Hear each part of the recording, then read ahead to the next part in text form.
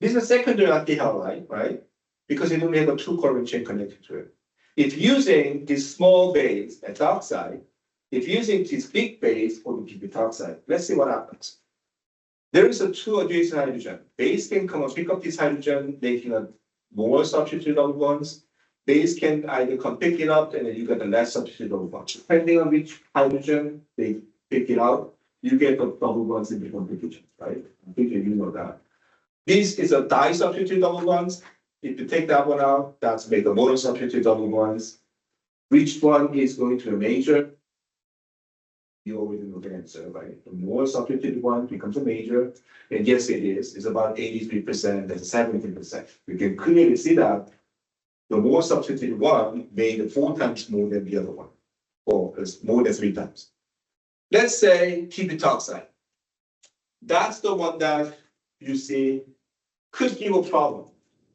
If you're using the bulky base p-butoxide to the secondary alkyl, then we are still expecting the same ratio. You still get the more substitute double bond formed as a major.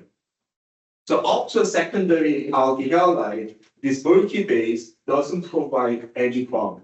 It works the same way we know. It only matters when you're using bulky base with a tertiary alkyl halide. You just did it too much. That's what I'm saying. So let's say this is a tertiary alkyl halide, this carbon having a 1 to 3 carbon chain. You talk about the small base and big base.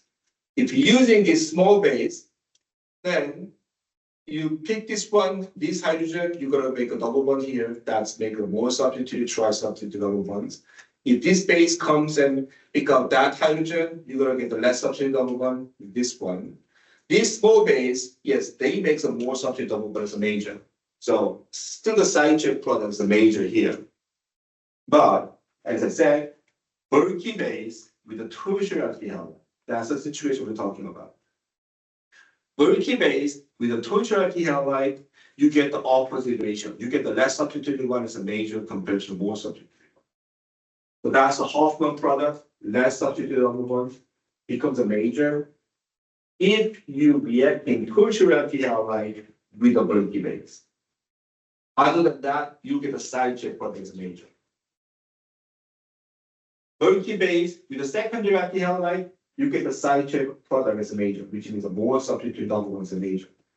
Primary alkyl halide with a bulky base, yes, you still get the more substituted product, side chain product as majors. If you're using bulky base with a tertiary alkyl halide, that's a special system makes a less substituted product as a major. So this is kind of exception to the rule that we discussed before. So that's a Hofmann product. So I hope that you understand these special circumstances. There's no such thing as you can have any size of base both the same way. So, when it becomes too big and there's no base there, then obviously it's going to be hard to pick out the hydrogen from the more crowded areas. So there's a limit even to the size of the base, even though it's less critical than the nucleophile. So that's what it is. This is the kind of things we talked about. You can also find in the cyclic system. You get the cyclohexane with the chlorine and the tertiary carbon. You're using a bulky base, right? Bulky base on tertiary halide. There's a 2 adjacent hydrogen, one here, one there. If you pick this one out, you're going to have a double bond within the ring. If you pick that one out, you're going to have double bonds over there. So potentially, you're going to have 2 products. One here, which is you pick this red one, you're going to have double bond between those 2. That's a tri-substitute double bonds. If you pick that one on the methyl groups, you're going to get double bond over here. You're going to get di-substitute double bonds. Which one is going to the major? Then now you can answer that.